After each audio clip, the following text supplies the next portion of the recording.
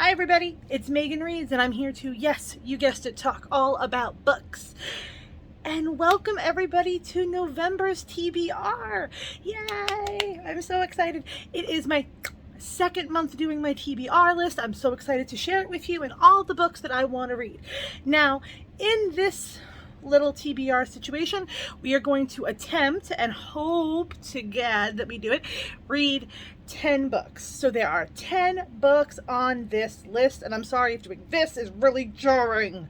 It's jarring to film watching my hands do that, so I apologize already. But I'm super excited. This is my second month doing my TBR. I think October went pretty well. It was a lot of fun. Got to read a lot of really cool books, and I actually read them all. Whew, thank God, because there was a moment there that I was like, this is just not going to work out very well for me. But I was able to do it, migraines and all, and I had about 3 migraines in October and somehow still got to read through that. Oh, excuse me, hair. Oof. Got to do that, so thank God. But I'm so excited for November. November we have 10 books to read, and actually a lot of the books that I'm actually reading are from authors I've actually never even read from before, so I'm super excited to try it out. I'm hearing helicopters in the background by my house. I hope everything is all right out there. So if you hear that, welcome to New York. Lots of sound effects. My last TBR had friggin' sirens in it, so this just seems about right, doesn't it? I'm sure you'll hear that soon too. It's nighttime in New York. There's always something going on. I can never film without noise. It just will never happen. Not for me. But I'm super excited for November's TBR. These are all standalone books, no series, and mostly, like I said, from authors I've never read from before. So you guys know you're going to hear rustling of papers. Here it is, the papers that have basically all the synopses on it, because 10 books, a lot of synopses to remember, and I'm not going to fucking lie to you. I'm not good at that. I'm not going to remember all the synopsises of 10 books from authors I've never read from before mostly.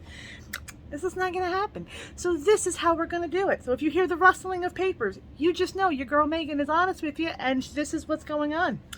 So should we get started? Should we talk about the first book? Now, I'm going to do these in random order. This is not going to be exactly the order that I read these books in. Now, it might be. The first book here might be the first book I actually do a review on. I actually don't know, and I have not made up my mind in which order I'm going to read these. This is just how, oh, excuse me. It wouldn't be. It wouldn't be something if I wasn't yawning or something wasn't a little like with me. But these are the books. I don't know if this is going to be the order. It might be, might not be, but let's get started. I don't know how many sirens we're going to hear today. Okay. Pray for me. Okay, gotcha. Number 1, The Lies I Tell by Julie Clark. This book was published June 21st, 2022. So this is a new book, a brand spanking new book, and it's 320 pages. So it's not too big, not too small, just right, like Goldie Bear. Goldie Bear? Goldilocks. Yeah, we should do the synopsis before I totally go crazy here. The synopsis, you ready? Let's go. 2 women, many aliases. Meg Williams, Maggie Littleton, Melody Wild. Different names for the same person depending on the town. Depending on the job, she's a con artist who erases herself to become whoever you need her to be. A college student, a life coach, a real estate agent. Nothing about her is real. She slides alongside you and tells you exactly what you need to hear, and by the time she's done, you've likely lost everything.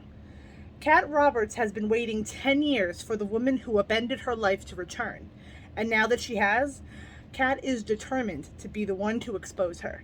But as the 2 women grow closer, Kat's long-held assumptions begin to crumble, leaving Kat to wonder who Meg's true target is. Sounds very good. I've actually been waiting to read this book for months now, absolutely months and months and months. I've heard such wonderful things about this book. I know in June and July, like all the booktubers were doing this book, and I was like trying so hard not to read any spoilers or learn anything because I was dying to read this, and November seems like the right time, so I'm super excited. I've never read a book from this author before, but I'm pretty sure she has written other works, but don't hold me to that because it could be 100% wrong. I'm going to be reading that book predominantly on Kindle and a little bit on audiobook probably, because those are the ones I have, those are the formats I have it on. But I'm super excited to check it out. I think it's going to be a lot of fun.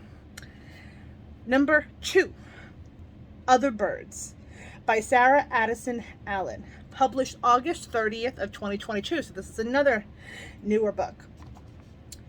Down a narrow alley in the small coastal town of Mallow Island, South Carolina, lies a stunning cobblestone building comprised of 5 apartments. It's called the Della Wisp, and it's named after the tiny turquoise birds who, alongside its human tenants, inhabit an air of magical secrecy. When Zoe Hennessy comes to claim her deceased mother's apartment at the Della Wisp, she meets her quirky, enigmatic neighbors, including a girl on the run, a grieving chef whose comfort food does not comfort him, 2 estranged middle-aged sisters, and 3 ghosts, each with their own story, each with their own longings, each whose ending isn't yet written. When one of her new neighbors dies under odd circumstances, the night Zoe arrives, she's thrust into the mystery of the Della Wisp, which involves missing pages from a legendary writer whose work might be hidden here. She soon discovers that many unfinished stories permeate the place, and the people around here and around her are in so much need of healing from wrongs of the past as she is. To find their way, they have to learn how to trust each other, comfort each other, and confront their deepest fears, and let go of what haunts them. Ooh, that sounds really good. I have never read from this author before. I actually found this book in Barnes & Noble's not too long ago, and I thought the cover of it was so beautiful, and I was just interested. And the second that I read the synopsis, I was like, oh my god, this sounds like such a great book and something that I would be really interested in. I do love literary fiction, and that's what this kind of is giving me. And the idea that it's about a mother that's passed away and her daughter kind of coming to grips with everything and going to the place where her mother lives. I really enjoy that premise. I think it seems to be done really well. It has great reviews. I know a lot of people that love this book. A lot of friends and a couple of my family members have read it. Nobody has spoiled it for me yet. So don't you spoil it for me either, okay? Please. It's not a long book either. It's 304 pages, so I feel like I can get through this pretty quickly. I have this book in hardcover. I'll be reading in hardcover and probably audiobook as well, but hardcover for sure. I'm still trying to find that audiobook, not for so much money. We'll see how that one goes. Ready? Number 3. I was going to do the 3 fingers thing, and I just realized that was probably going to get all like this on the camera, so I'm just going to say it. Number 3. Daisy Darker by Alice Feeney. This was published August 30th, 2022. I have read from Alice Feeney before. I have read 2 of her other novels, and I really, really enjoyed them. This book I actually pre-ordered before it came out months beforehand so I could get it in August. And then I started in September doing booktube and getting booktubey stuff ready to create this channel. And I said, you know what, I'm going to wait. I'm going to hold off for a special monthly video and do it there. So I'm really excited. This is the synopsis of Daisy Darker. Daisy Darker was born with a broken heart. Now, after years of avoiding each other, Daisy Darker's entire family is assembling for Nana's 80th birthday party in her crumbling Gothic house on a tiny tidal island. The family arrives, each of them harboring secrets. When the tide comes in, they will be cut off from the rest of the world for 8 hours. But at the stroke of midnight, as the storm rages, Nana is found dead, and an hour later, the next family member follows. Ooh. Trapped on an island where someone is killing them one by one, the Darkers must reckon with their present mystery as well as their past secrets. Before the tide goes out, all is revealed. As seen on the Today Show and picked up by Book of the Month, remember seeing this on Book of the Month, Daisy Darker's family secrets and Alice Feeney's trademark shocking twist will keep readers riveting. riveted. So read that one wrong. I am super, super, super excited for this one. I've heard really great things. It's 352 pages. I am beyond excited to read this. I think it's going to be really, really good. Number 4, The Last Housewife by Ashley Winstead. This book was published September 21st, 2022. This is the author that wrote the book, In My Dreams I Hold a Knife, which I actually did read. I read earlier this year, and I gotta tell you the truth, I wasn't really that interested in it. I know a lot of people were. A lot of people raved about that book. I was not one of those people. I gave it 3 stars. It was a good book. It was not by any means a bad book, but I'm someone that gives authors multiple chances, especially when they're going into the world of mystery. I know she's also a romance author as well, so I am excited and interested to see how she does this. I've heard it's really good, really dynamic, and I've also heard there are trigger warnings. Extreme trigger warnings involving the R word, involving abuse, involving domestic situations as well. So this is a very big trigger book, and when I do the review on this book, I will obviously put that up on the screen so you guys are aware of it if you would like to skip it, which I 100% understand. Books like this aren't for everybody, and that's okay. But maybe it's for me. We will see. Here's the synopsis of this one. While in college in upstate New York, Shay Evans and her best friend met a captivating man who seduced them with a web of lies from the way the world works. Bringing them under his thrall, by senior year, Shay and her friend Laurel were the only ones who managed to escape. Now, 8 years later, Shay's built a new life in a Tony, Texas suburb.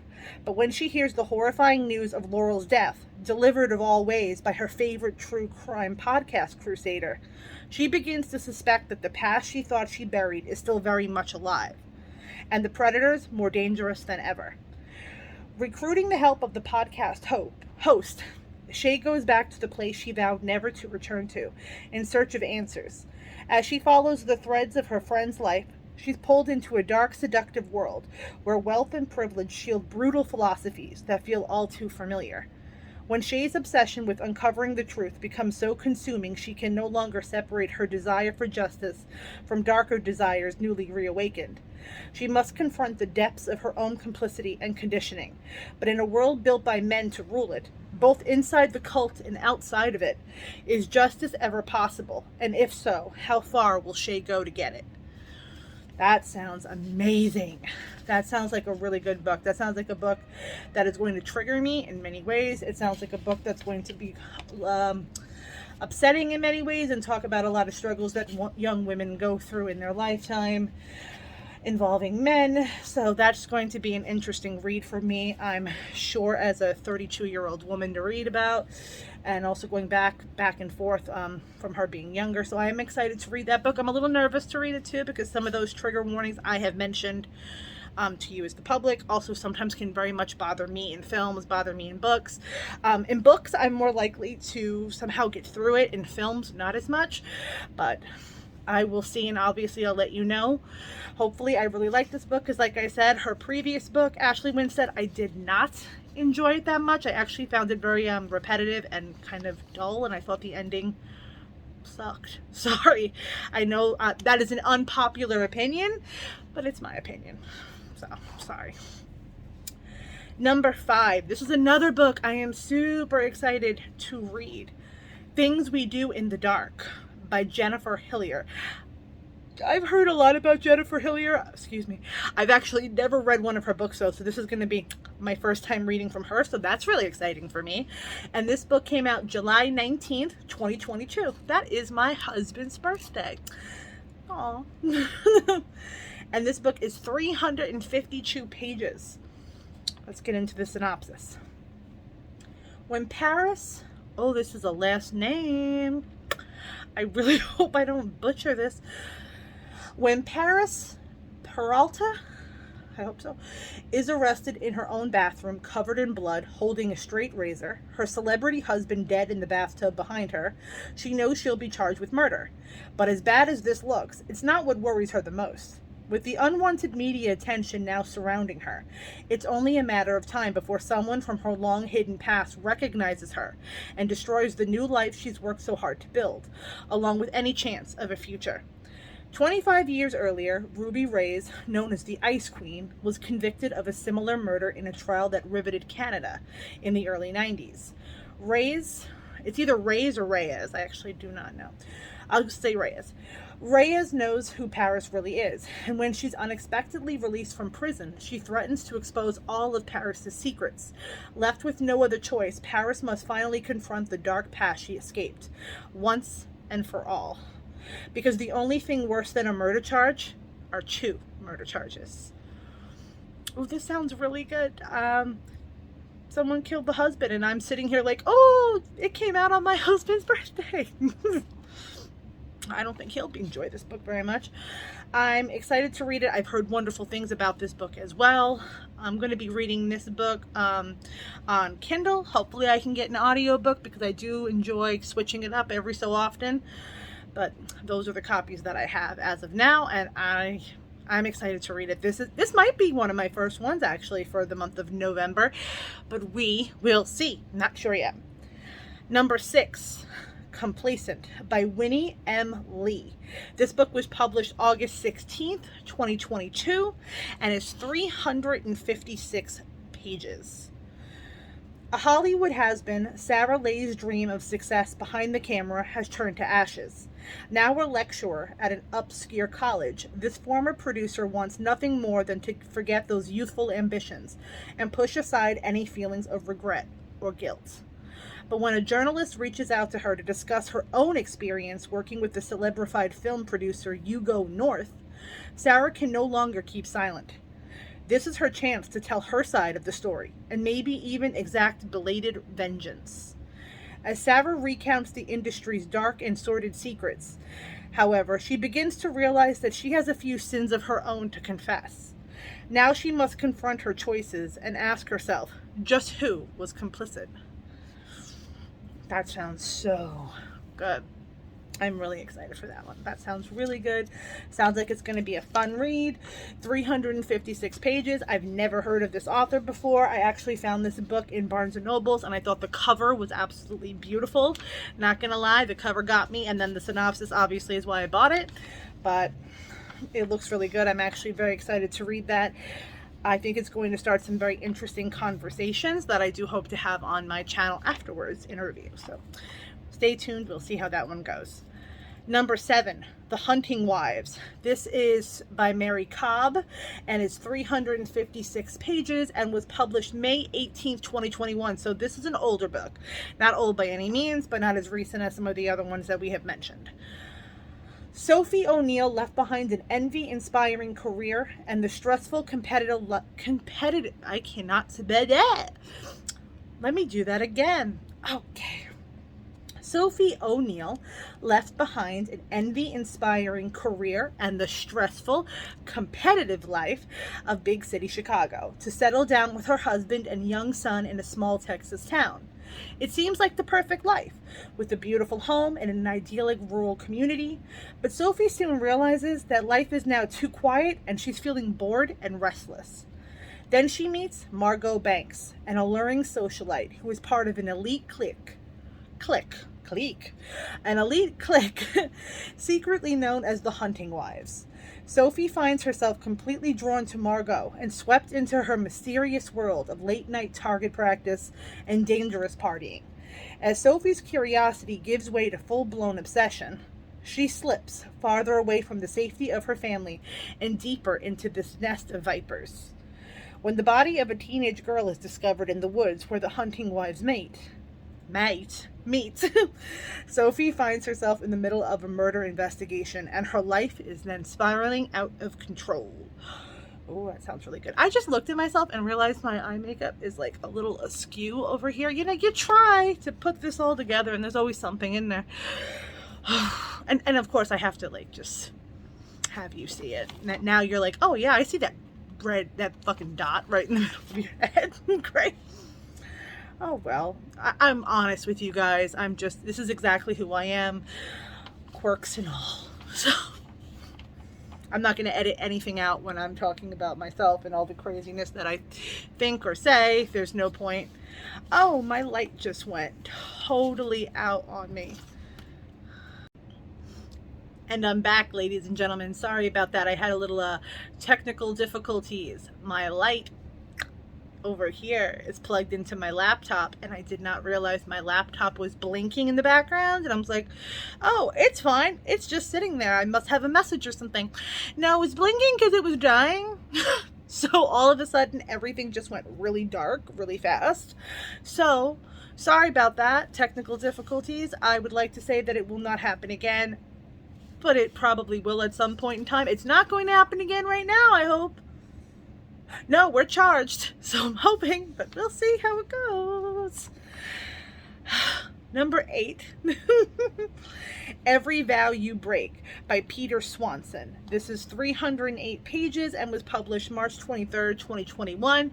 I love Peter Swanson. I know that can be a little bit of a controversial opinion. Some people really love his work. Some people literally give it 1 star every single time. And somehow those people always keep reading more of his books, and I always scratch my head and I'm like, if you never like his books, why are you constantly reading them? It always confuses me. It's the same thing with Riley Sager, when people are like, I hate Riley Sager, but let me keep buying all of his books to read and review. And I'm like, why would you do that if you don't enjoy them? I'm burping. See, like, I can't win today. I swear to God. But I don't understand stuff like that. Like, if you don't like the author, then don't read the author. I actually really enjoy Peter Swanson. That doesn't mean I'm going to enjoy this book, because I could be like, this one fucking sucks. This is his bad one. Which I might. Who knows? One of his books that he wrote a long time ago was one of my absolute favorite books for probably like 2-3 years, as far as thrillers and mysteries go. But who knows? I don't know how I'm going to feel about this one, but I am excited to read it. Like I said, it's been out a while, since 2021, so I think it'll be fun and good to check out. Let's get to the synopsis. Abigail Baskin never thought she would fall in love with a millionaire. Then she met Bruce Lamb. He's a good guy, stable, level-headed, kind, a refreshing change from her previous relationships. But right before the wedding, Abigail has a drunken one-night stand on her bachelorette weekend. She puts the incident and the sexy guy who didn't give her his real name out of her mind, and now believes she wants to be with Bruce for the rest of her life. Their honeymoon on a luxurious, secluded island will be the beginning of their blissful lives together. Then the mysterious stranger suddenly appears, and Abigail's future life and happiness are turned upside down. He insists that their passionate night,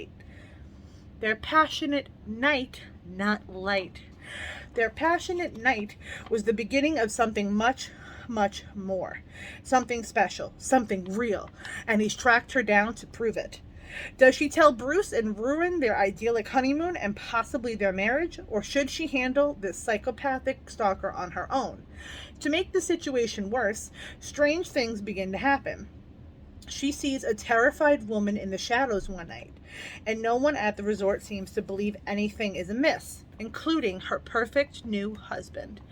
Well, I can tell you off the bat that this sounds like the husband probably is not that perfect, and this guy sounds insane, which right up my alley for a good reading experience and or a good viewing experience. I love when they got the crazies out.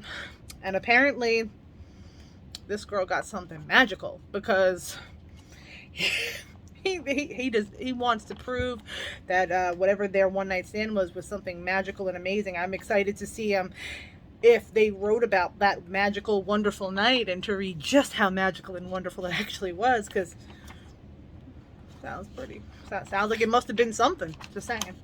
But I'm excited to read that. It sounds really good, sounds fun. And now we're on to number 9, which is a book I've actually been so excited to read for a while now. The Paul Bearers Club by Paul Tremblay. This is 288 pages, by far the shortest novel, actually, I believe, on this list of 10 so far. And this, again, published July 19th, 2022, my husband's birthday. This was not planned that these dates would coincide so well with somebody I know, but it just does. Just worked out that way, I guess. What if the coolest girl you've ever met decided to be your friend? Be fun. Art Barbara was so not cool. He was a 17-year-old high school loner in the late 80s who listened to hair metal, had to wear a monstrous back brace at night for his scoliosis, and started an extracurricular club for volunteer pallbearers at poorly attended funerals. But his new friend thought the pallbearers club was cool, and she brought along her Polaroid camera to take pictures of the corpses. Well, she's fun. Okay, that part was a little weird. So was her obsessive knowledge of a notorious bit of New England folklore that involved digging up the dead. And there were other strange things, terrifying things, that happened when she was around, usually at night. But she was his friend, so it was okay, right? Decades later, Art tries to make sense of it all by writing The Pallbearers Club, a memoir. But somehow this friend got her hands on the manuscript, and well, she has some issues with it. And now she's making cuts. Seamlessly blurring the lines between fiction and memory, the supernatural and the mundane, The Pallbearers Club is an immersive, suspenseful portrait of an unusual and disconcerting relationship. That sounds amazing. That sounds like so much freaking fun. I actually have a friend of mine that read this book and said that when it comes to her editing the manuscript, like he'll be writing and all of a sudden on the side on the highlighted notes you just see him like her writing saying that didn't happen like that, it happened like this, and I like the premise of that idea. I think it's like messing with the whole editor's notes situation. I think that could be really fun. And I also like that we already know from the jump that this is a narrator we can't maybe fully trust because they see the world in a totally different way. I love that he was a loner. I love that he liked metal bands. I love metal bands. And he has scoliosis. I love that it's going to take place in the 1980s too. I love 80s books, 80s movies. I absolutely love that. I think that's going to be a lot of fun. Number 10, our last book in this list, ladies and gentlemen. But I'm very excited for this one as well. Blood Sugar by Sascha Rothschild. This book is 336 pages and was published April 19th, 2022. I've heard wonderful things about this book as well. I've never read from this author. I actually don't know if this is her debut novel or if she has written before, but I have heard wonderful things. As I said, I've also seen this everywhere, and I have this book in Kindle and in audiobook format, so I'm really excited to hear it and then also listen to it. Though she may be a murderer, Ruby is not a sociopath. What a way to start a synopsis off. She is an animal-loving therapist with a thriving practice. She's felt empathy and sympathy. She's had long-lasting friendships and relationships and has a husband, Jason, whom she adores. But the homicide detective at Miami Beach PD are not convinced of her happy marriage. When we meet Ruby, she is in a police interrogation room, being accused of Jason's murder, which ironically is one murder that she did not commit.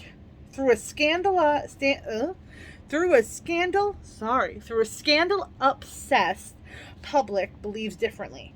As she undergoes questioning, Ruby's mind races back to all the details of her life that led her to this exact moment, and to the 3 dead bodies in her wake. Because though she may not have killed her husband, Ruby certainly isn't innocent. Alternating between Ruby's memories of her past crimes and her present-day fight to clear her name, Blood Sugar is a twisty, clever debut. Oh, it is a debut! Haha! A debut with an unforgettable protagonist who you can't help but root for. An adding mixture of sour and sweet. And then I cough at the end of that. So, those are the 10 books that we are going to read the month of November. We very well might be reading more, but I can guarantee at least these 10. I have very high... Sorry. I have very high hopes for this month. I'm super excited. I think it's going to be a lot of fun. These 10 books are books I've actually been wanting to read for quite some time now, and I'm so happy that I'm finally going to get around to actually reading them and sharing my opinions with you guys. I really hope that you're interested. I hope that these are books that either you yourself have wanted to read or you've really liked. Please tell me in the comments, if you wouldn't mind, what books you are going to be reading in the month of November and what books you would recommend to me, because I'm always into a good recommendation, so you can always tell me anything and I'll probably check it out if I haven't read it already. And I did the math. Not my strong suit, but calculators are amazing. I did the math, and if I read all of these books, I will have read 3,448 pages out of these 10 books. At the end of the year, I should look up every book that I've read, how many pages that is. As of this filming, I have read over 93 books this year alone, so I'm quite curious. Should I do that? That'll be very time consuming, but sometimes I'm bored, so maybe I will do that, and at the end of the year I'll say all the pages I've read, like, completely in the entire year. That would be cool. But this is it for now. This is my November TBR. I hope that you're excited. I hope that you're looking forward to these books just as much as I am, to see how good they are, or to hear maybe they're not good. Maybe I'm gonna say, man, these sucks. It hasn't happened yet, but I do give some pretty brutal reviews that are 1 or 2 stars if I really don't like the book. You can check me out on my Instagram page to verify that fact, because I do that quite a bit. If I really don't like a book, my husband always says I give scathing reviews. So who knows? I might review these books and give something not so pleasant. We shall see. But I'm really excited for these books. I hope that you are too. And I'm going to see you guys next time. And I hope to find you next time happy, healthy, and of course, reading. Bye, guys.